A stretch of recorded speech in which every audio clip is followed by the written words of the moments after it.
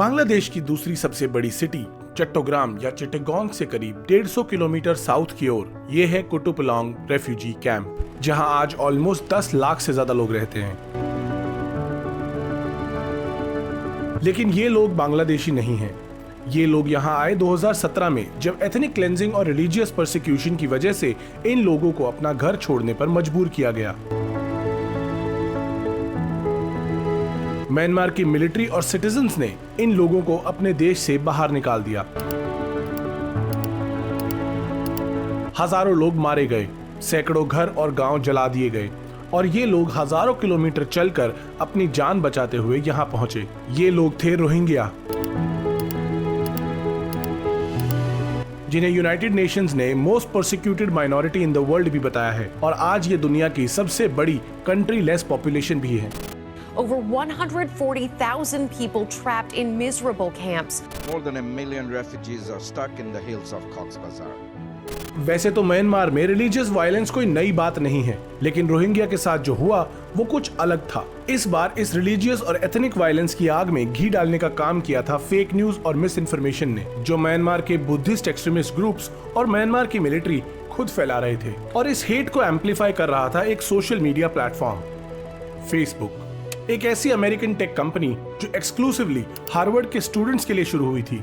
लेकिन देखते ही देखते ये कंपनी आज लाखों लोगों की मौत की जिम्मेदार है। Amnesty International accuses Facebook of exacerbating human rights violations in Myanmar. The effect that Facebook has had in Myanmar. Facebook incited violence against Rohingya.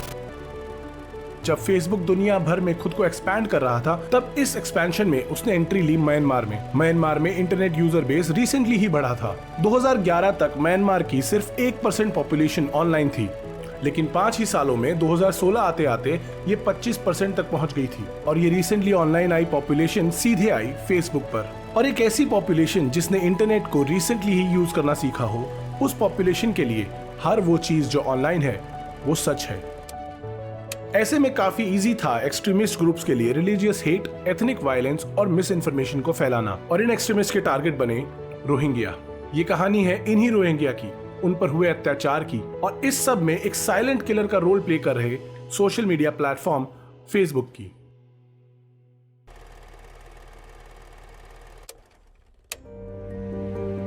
आज का म्यांमार पहले बर्मा हुआ करता था, एक मिलिट्री डिक्टेटरशिप जो दुनिया के लिए बंद था, थोड़ा बहुत आज के नॉर्थ कोरिया जैसा।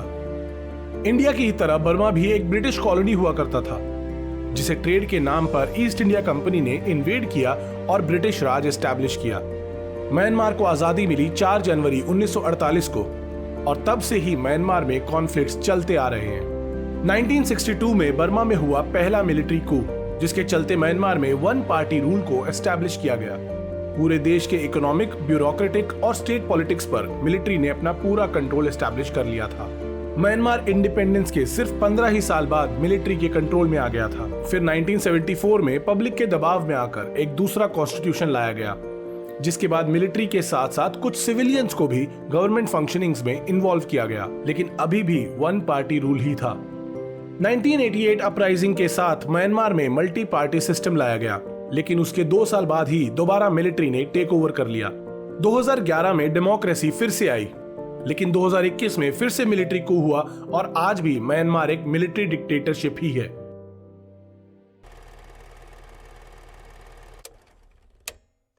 म्यांमार एक डाइवर्स कंट्री है, जहां दुनिया का ऑलमोस्ट हर रिलीजन और एथनिसिटी के लोग रहते हैं, और उन सारी एथनिसिटीज के बीच में करीब 10 लाख लोग थे रोहिंग्याज। ये लोग पिछले कई दशकों से डिस्क्रिमिनेशन और ऑपरेशन फेस कर रहे थे। इनकी मूवमेंट को रिस्ट्रिक्ट किया गया, इनके सोशल और इकोनॉमिक राइट्स को छीन लिया गया, और 1982 में एक लॉ को पास करके काफी सारे लोगों की सिटीजनशिप भी छीन ली गई थी।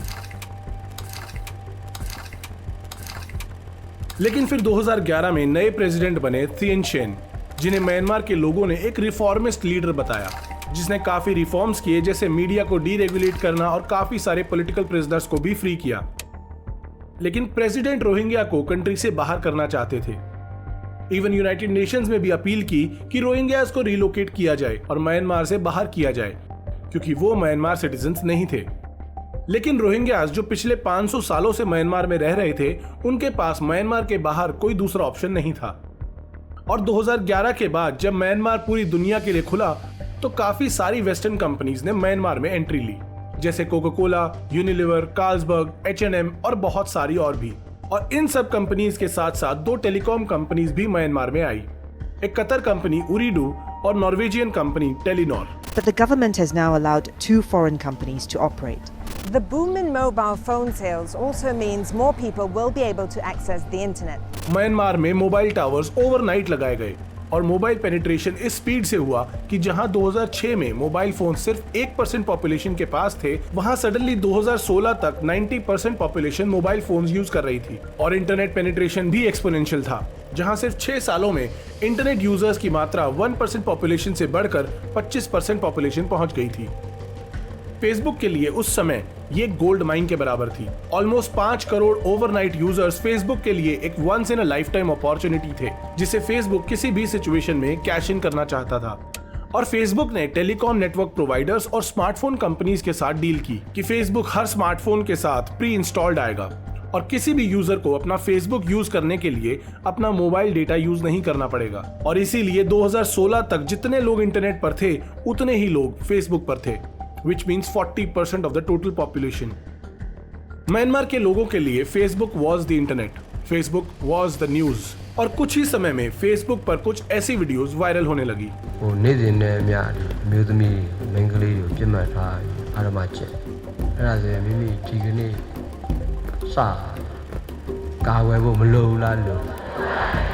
ये है आशिन विराटू, एक बर्मीज बुद्धिस्ट मॉन्क जिसने 2001 में 969 मूवमेंट स्टार्ट किया, एक ऐसा मूवमेंट जिसका फोकस था रोहिंग्या को म्यांमार से बाहर निकालना। और रोहिंग्या के बारे में कंस्पिरेसी थ्योरीज बनाई गई कि वो म्यांमार को इन्वेड करके बर्मीज लोगों की लाइव्स डिस्ट्रॉय करने का प्लान बना रहे हैं। विराटू ने अपने आप को बर्मीज लोगों का रक्षक बताया और रोहिंग्या के अगेंस्ट नफरत फैलाकर अपना पॉलिटिकल और रिलीजियस करियर बनाया। विराटू ने काफी बार खुद को बर्मीज बिन लादेन भी बताया है। विराटू को टाइम मैगजीन के कवर पर फेस ऑफ टेरर बताया था।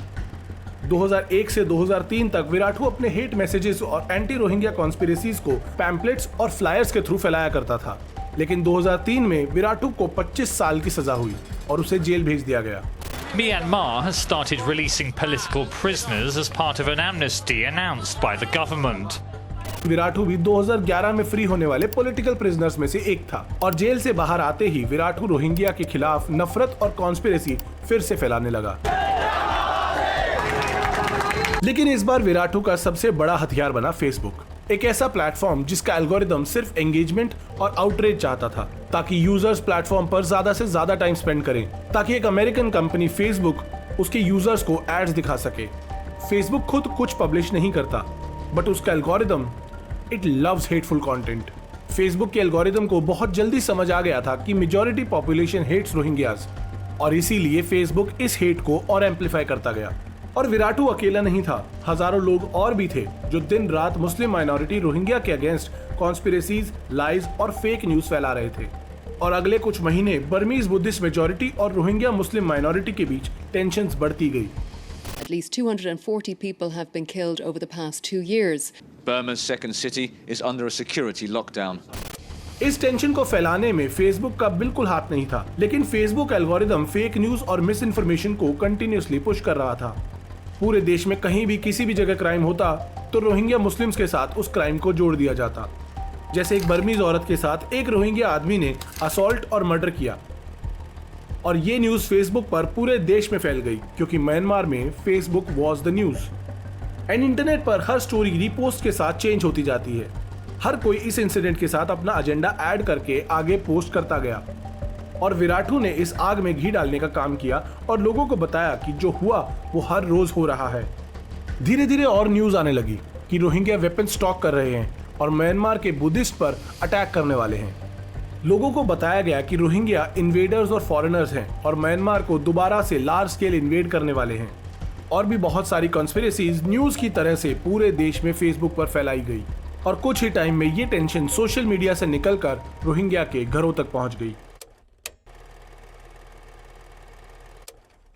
I often wonder in Myanmar if I'm seeing the beginnings of the world's first genocide spurred on by the virtual world.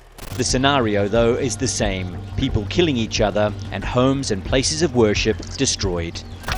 The violence escalates in the evening. after reports that a monk was killed. Locals destroy a mosque. We've been able to look deeply into the precise nature and extent of the role played by Facebook in the ethnic cleansing of the Rohingya in 2017. पहला violence हुआ 2012 में, जब local villagers ने Rohingya के घरों को जलाना शुरू किया और इस वायलेंस में 17 लोग मारे गए। म्यांमार की मिलिट्री को इंटरफेयर करना पड़ा, लेकिन वायलेंस को रोकने के लिए नहीं, रोहिंग्यास के अगेंस्ट लोकल विलेजर्स की हेल्प करने के लिए। रिपोर्ट्स ये बताती हैं कि म्यांमार की मिलिट्री ने रोहिंग्या को आग बुझाने तक नहीं दी, वो बस देखते रहे और रोहिंग्या के घर जलते रहे। सिर्फ 2012 में ऑलमोस्ट 200 लोगों की जान गई और 8000 से ज्यादा घर जला दिए गए। ऑलमोस्ट 1.5 लाख लोगों को देश छोड़कर भागना पड़ा और बांग्लादेश में रेफ्यूजी बनना पड़ा। लेकिन अभी तक फेसबुक का कोई ज्यादा रोल नहीं था, लेकिन फेसबुक का एल्गोरिदम इस सब से सीख रहा था और प्लेटफॉर्म को म्यांमार में कैसे एक्सपैंड करना है ये समझ रहा था। 2013 में काफी सारे यूएस रिपोर्टर्स जिन्होंने म्यांमार में इस पैटर्न को एनालाइज किया था, उन्होंने सिलिकॉन वैली में फेसबुक को इस सब के बारे में बताया। एंड तब पता चला कि फेसबुक के पास सिर्फ एक एम्प्लॉय था जो बर्मीज जानता था और म्यांमार में कंटेंट मॉडरेशन सिर्फ यही एक एम्प्लॉय कर रहा था, जिसका मतलब फेसबुक का म्यांमार में फिजिकल प्रेजेंस नहीं था और ग्राउंड रियलिटी फेसबुक को पता नहीं थी और हेट स्पीच कंट्रोल करने के लिए फेसबुक के पास कोई भी तरीका नहीं था। जर्नलिस्ट एला कैलन, जो म्यांमार में स्टैनफोर्ड फेलोशिप पर थी, उन्होंने फेसबुक को वार्न किया कि जो कुछ म्यांमार में हो रहा है उसे रोकना पड़ेगा, नहीं तो लाखों लोग मारे जाएंगे। एंड फेसबुक ने वही किया जो उससे एक्सपेक्टेड था, कुछ नहीं।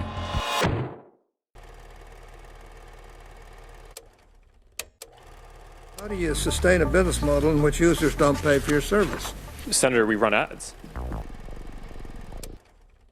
अब क्योंकि फेसबुक एड्स पर चलता है और एड्स देने वाली कंपनी ज्यादा से ज्यादा रीच चाहती हैं और इसके लिए वो फेसबुक को काफी सारा पैसा देती है एंड इसी वजह से फेसबुक सिर्फ मेजॉरिटी लोगों को केटर करता है। सिमिलर रीजन था कि पूरी दुनिया में जिसकी भी गवर्नमेंट बनती, फेसबुक उसके एजेंडा को पुश करने लग जाता था और मेजॉरिटी पॉपुलेशन को माइनॉरिटी इश्यूज से दूर रखता था। फेसबुक, इंस्टाग्राम और मोस्टली सारे ही सोशल मीडिया प्लेटफॉर्म्स कुछ ऐसे ही काम करते हैं। उन्हें फर्क नहीं पड़ता कि इंफॉर्मेशन सही है या गलत, उन्हें सिर्फ लोगों का अटेंशन चाहिए। एंड फेसबुक एल्गोरिदम सिर्फ मैक्सिमम अटेंशन लाने के लिए बना था और फेसबुक के इस हेट एल्गोरिदम पर फॉर सेल का बोर्ड लग चुका था।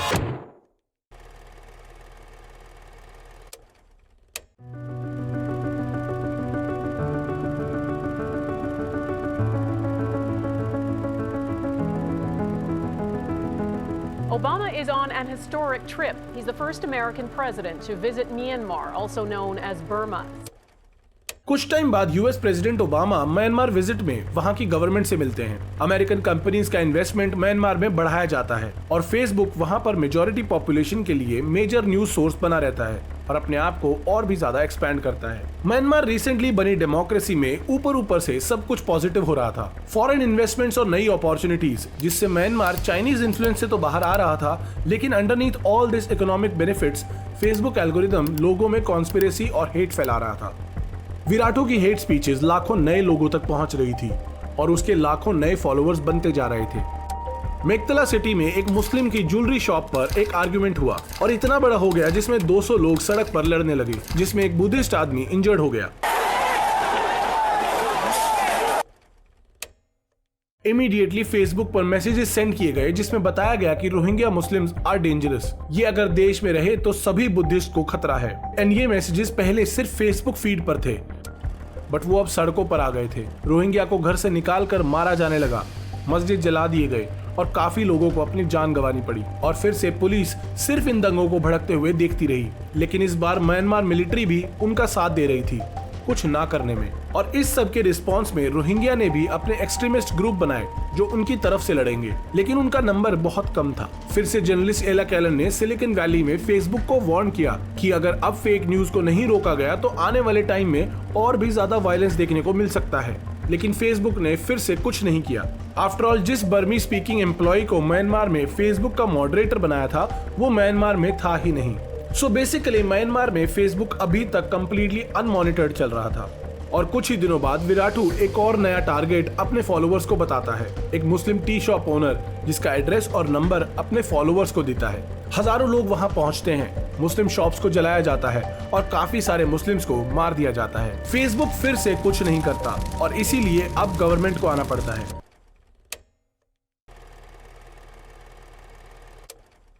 फेसबुक को मेंडेले में बंद कर दिया जाता है जहां ये सारा वायलेंस हो रहा था।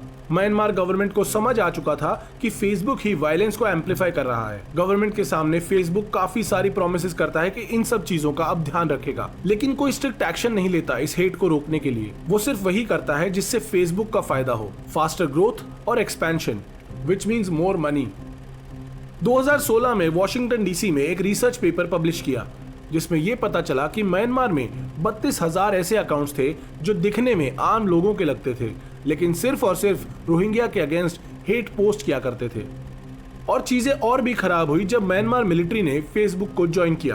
पहले ये अकाउंट फिटनेस और लाइफस्टाइल पेजेस की तरह काम करते थे और जब फॉलोइंग बहुत बड़ी हो जाती थी तब रोहिंग्या को टारगेट करते थे और अपनी ऑडियंस में नफरत फैलाते थे। म्यांमार मिलिट्री किसी भी तरीके से रोहिंग्या और बुद्धिस्ट के बीच वायलेंस चाहते थे। फेसबुक पर extremely graphical violent images post की गई और लोगों में डर फैलाया गया कि ये सब रोहिंग्या अटैक्स हैं और रोहिंग्या का अगला जिहादी टारगेट आप भी हो सकते हो और अटैक कभी भी हो सकता है। कॉन्स्पिरेसीज और भी एक्सट्रीम होती गई, डर और भी ज्यादा बढ़ता गया, सिचुएशन और भी ज्यादा खराब होती गई। कुछ कॉन्स्पिरेसीज ऐसी थी जिसमें वेपन्स के इमेजेस को दिखाकर बताया जाने लगा कि मुस्लिम्स गन स्टॉक कर रहे हैं जो सऊदी अरेबिया से आ रही हैं और वो लोग म्यांमार को टेक ओवर करने के लिए रेडी हो रहे हैं और अगर रोहिंग्या को रोकना है तो उनसे पहले बुद्धिस्ट को उन पर अटैक करना होगा। यानी अब फेसबुक सिर्फ हेट स्पीच को एम्पलीफाई ही नहीं कर रहा था बट इस साइकोलॉजिकल वॉर में भी मिलिट्री के लिए सबसे बड़ा वेपन बना, जिससे म्यांमार मिलिट्री ने अपने ही लोगों में डर फैला दिया। हालांकि फेसबुक ने इन रिलीजियस और एथनिक कॉन्फ्लिक्ट्स को क्रिएट नहीं किया,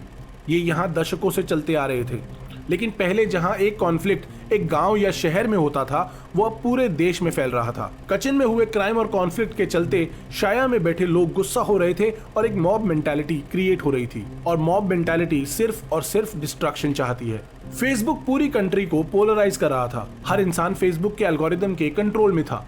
इवन वो लोग जो शांति चाहते थे उन्हें एंगेजमेंट के नाम पर ऐसे पोस्ट दिखाए जा रहे थे जो उन्हें भी ब्रेन वॉश करके एक साइड चूज करने पर मजबूर कर दें। Now a group of Rohingya rebels have said that they will continue to fight Myanmar's state-sponsored terrorism in order to defend their community.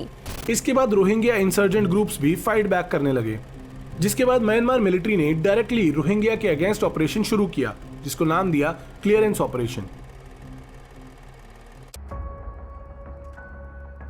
Myanmar ने गांव-गांव जाकर रोहिंग्या के घर जलाए और सैकड़ों रोहिंग्या को मार डाला, जिसके बाद 90,000 रोहिंग्या को अपनी जान बचाकर भागना पड़ा और बांग्लादेश में एज रेफ्यूजीज एंटर करना पड़ा। उनकी हेल्प के लिए ना तो म्यांमार गवर्नमेंट आई और ना ही यूनाइटेड नेशंस। रोहिंग्या को एक्सट्रीम वायलेंस देखने को मिला, ना सिर्फ पोलराइज्ड बर्मीज सिटीजन से बल्कि डायरेक्ट म्यांमार मिलिट्री से। डेविड मैडन जो 2017 में म्यांमार में एक टेक स्टार्टअप चला रहे थे, उन्होंने फेसबुक को एक और वार्निंग दी कि उनका प्लेटफॉर्म म्यांमार में वायलेंस स्प्रेड कर रहा है, लेकिन फेसबुक हमेशा की तरह हर एक वार्निंग को इग्नोर करता गया। 2017 दिसंबर में विराटू ने राखीन स्टेट में एक और हेट स्पीच दी जिसको लोकल मीडिया और उसके फेसबुक फॉलोअर्स ने स्प्रेड किया। अगले ही महीने रोहिंग्या इंसर्जेंट्स ने राखीन स्टेट में सिक्योरिटी फोर्सेस पर अटैक कर दिया।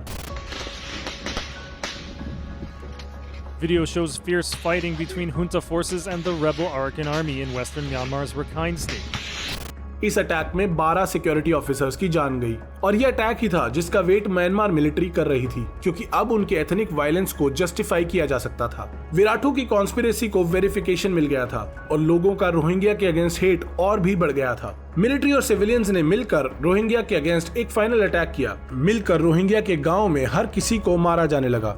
बच्चे, औरतें, बूढ़े, किसी को भी नहीं बख्शा गया। हर कोई इस वायलेंस की चपेट में आ गया। पूरे के पूरे गांव जला दिए गए।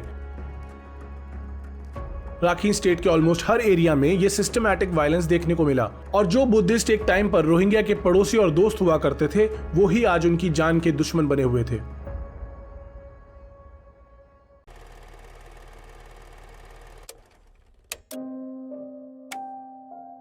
बाहर से ये सब देखने में ऐसा लग रहा था कि सडनली हुए वायलेंस की वजह से हुआ है, लेकिन ये हुआ कुछ नफरत से भरे लोगों के हाथ में आई एक ऐसी टेक्नोलॉजी जिससे उस नफरत को लाखों लोगों तक पहुंचाया जा सकता था। स्लोली और सिस्टमैटिकली मेजॉरिटी बर्मीज पॉपुलेशन को रेडिकलाइज किया गया था, प्रोपेगेंडा चलाए गए थे, डर फैलाया गया था और ये सब किया गया था फेसबुक के अनमॉनिटर्ड एल्गोरिदम को यूज करके। लाखों लोगों तक झूठ पहुंचाया गया और उनकी रियलिटी को ही बदल कर रख दिया गया ताकि वो लोग उसी बात को सच मान लें जो फेसबुक पर उनके लीडर्स बता रहे हैं। हजारों रोहिंग्या मारे गए और करीब 7 लाख देश से भागकर बांग्लादेश के कुटुपलोंग रेफ्यूजी कैंप पहुंचे। यूनाइटेड नेशंस ने म्यांमार में जो हुआ उसे एक text book example of ethnic cleansing बताया और इस सब के बाद फेसबुक ने एक्चुअली रिस्पॉन्ड किया। And I believe that over the coming years, once we fully work all these solutions through, people will see real differences. Facebook ने military officials के अकाउंट्स को हटा दिया। इन अकाउंट्स में म्यांमार के मिलिट्री जनरल का भी अकाउंट था।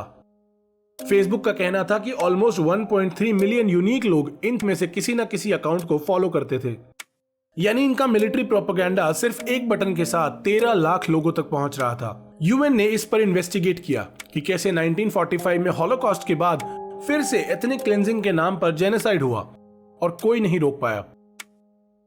यूएन ने कंक्लूड किया कि सोशल मीडिया, स्पेसिफिकली फेसबुक, एक यूजफुल टूल है उनके लिए जो नफरत फैलाना चाहते हैं। उन्होंने ये भी रिपोर्ट में लिखा कि फेसबुक ने अपना डेटा शेयर करने से मना कर दिया, जिससे शायद इन्वेस्टिगेशन में हेल्प मिल सकती थी।